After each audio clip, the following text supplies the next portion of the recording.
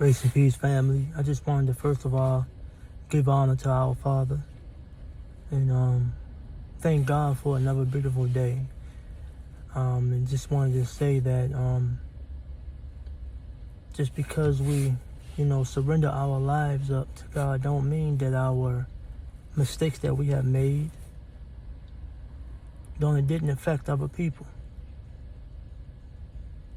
Whatever mistakes we have made in the past, or if you just surrendering your life to God, even now, if you continue and with surrendering and asking God for help every day, every second, and you might still have a tendency of doing things that is not of God.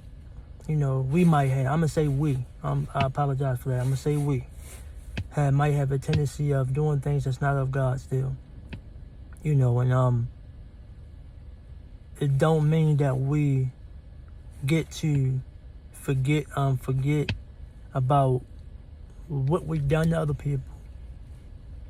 But God continued forgiving us.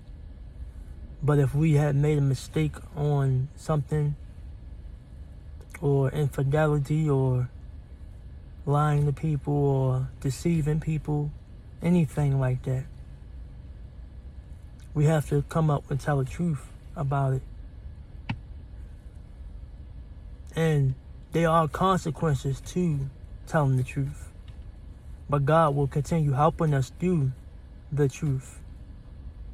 It don't mean that, God is not going to allow us to bear the consequences from them.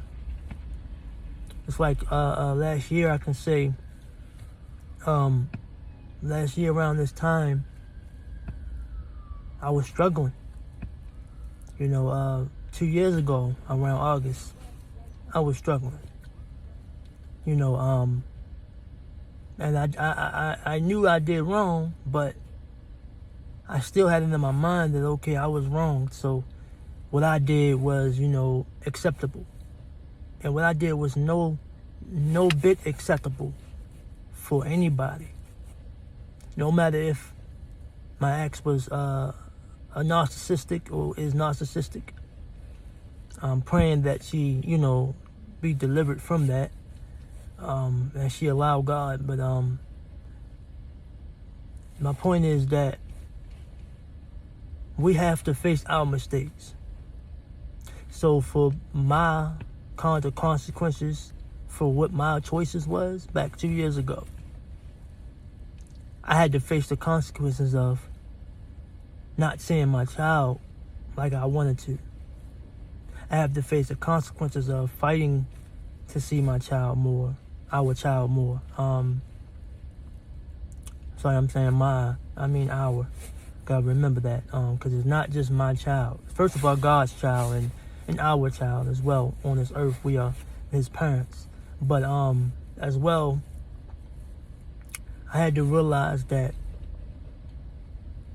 what I have done to her and what I have done to my child, by getting angry and frustrated, no matter if this woman took me there, I shouldn't have never allowed her to take me there. There's no reason why you allow someone to take you to a place where you where you starting to be evil and vicious. It's up to you to allow that person to take you there. So I had to go through the consequences. I'm still going through the consequences, but God is continuously helping me because I have told the truth. I faced the truth. But there's more truth to face in life. And continue asking God for deliverance from your old habits or your habits that you have. Because I continue asking God for surrendering me to deliverance from our habits.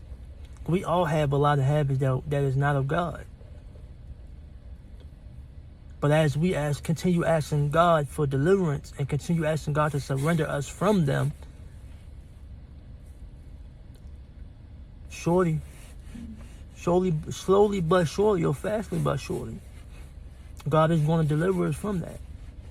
But we have to be the main ones continuing to fight, to continuing to push forward from Satan's tricks.